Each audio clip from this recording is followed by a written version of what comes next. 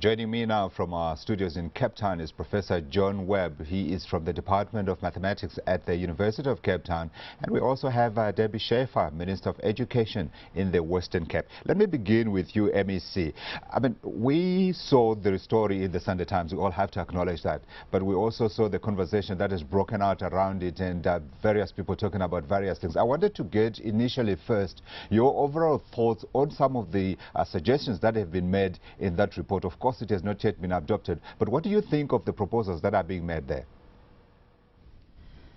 I think they are generally very good proposals, and many of them we've been saying for quite some time. So it's a very welcome report that has now, well, it's not officially out as you say, but it has been publicized. I have seen a copy of it. We particularly like the emphasis on quality, on testing, particularly matric markers, also on enhancing maths as well, and I was particularly interested in their comments on maths literacy, but they certainly seem to be placing an emphasis on quality, which is much needed. If you were to look at it and say, should we take this in the Western Cape, are there any aspects that you would like taken out? Well, we already are doing many of them in the Western Cape anyway, such as the matric markers competency testing. We are the only province to have done that, actually, which the report even acknowledges might have compromised our results last year, actually, because they were perhaps at slightly higher quality markers. We already are giving a lot of attention to maths and science in the Western Cape, foundation phase particularly, but the one point that is a concern is that our numbers taking maths versus maths literacy are decreasing in proportion to the maths literacy. So we would certainly like to emphasize that our learners should take more maths and science subjects. Were you consulted in the compilation of the report? No. You were not. Okay, maybe the professor was consulted. Professor, let me come to you. So this report does seem to be talking about a lot of good things, a lot of things that people have been saying are wrong with South Africa's education system. Your overall thoughts first, and I also, of course, want to know if you were consulted. No, I was not consulted. Okay. Okay, so your overall thoughts on the report and some of the ideas that are coming through there. Well, I do know a couple of the people who were consulted on the report, and I think that they have very sound and solid views, and on the whole I would agree with what the report recommends, although on the whole its recommendations are not really revolutionary. They are just basic, sound, solid sense. Yeah. What would you add to the recommendations that we have seen? I think there's a problem, at least as far as universities are concerned, about those students at the top of the ability range who are going to come to university. Currently the system generates far too many A symbols, not just A symbols in subjects, but in A aggregate symbols. So in previous years, one member of a class in 30 might get an A in mathematics or English or something. Yeah. Now half the class is getting A's. All the students who come into first year mathematics in, for example, engineering, have got not just A's in mathematics, but over 90% in mathematics. That's what the engineers have found they need to demand. This means there's been huge grade inflation in the examination, and overall that's not a good thing. It's not fair on the students to give them a false impression of their abilities. Yeah, that's what I was going to say to you. Is it a problem because the results are not reflective of the capability of the students when they actually get into class?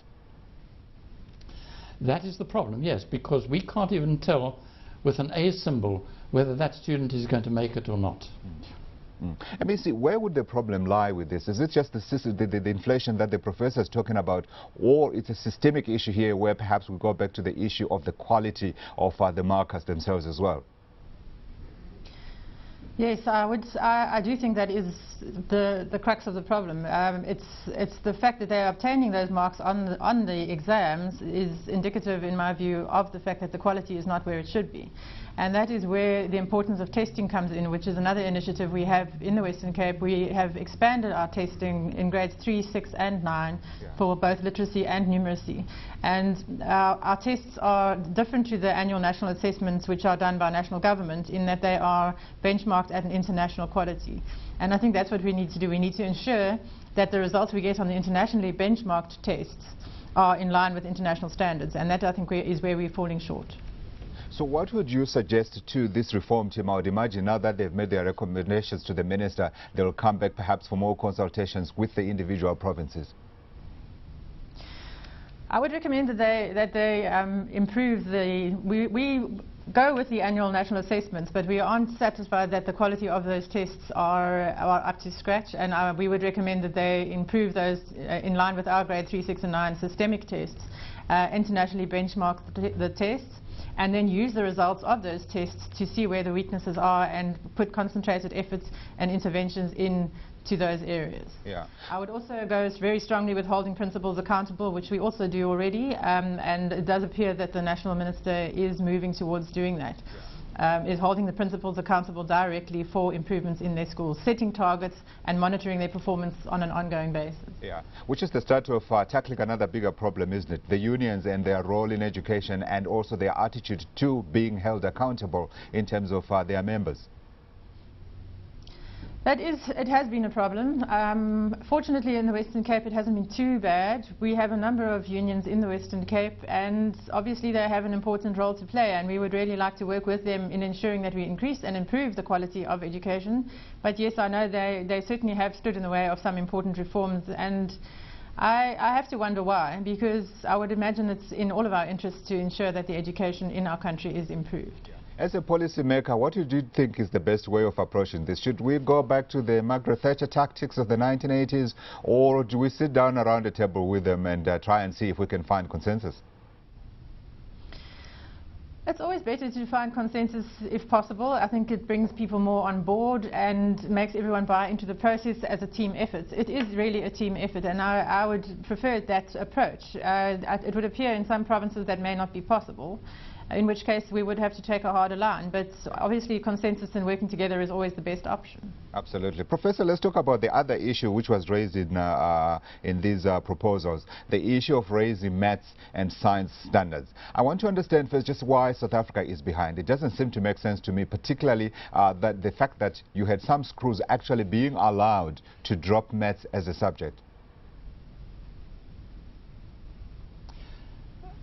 Well, as far as I'm aware, some of these schools drop maths as a subject because they are small schools. They're only allocated about 6 or 7 teachers, and they find it difficult in practice to offer mathematics as a subject, when only about 1 or 2 of the pupils in that school are interested in mathematics and perhaps don't have the ability to pass mathematics. Yeah. So I think it's a very complex subject, but mathematics should be offered at all schools that have the right capacity, that is in terms of teacher numbers, to offer the subject.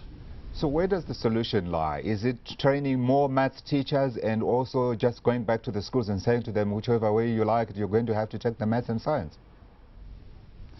I think the solution lies in making the profession of mathematics teaching an attractive one, so that a lot more teachers go into it and are going into that profession better qualified.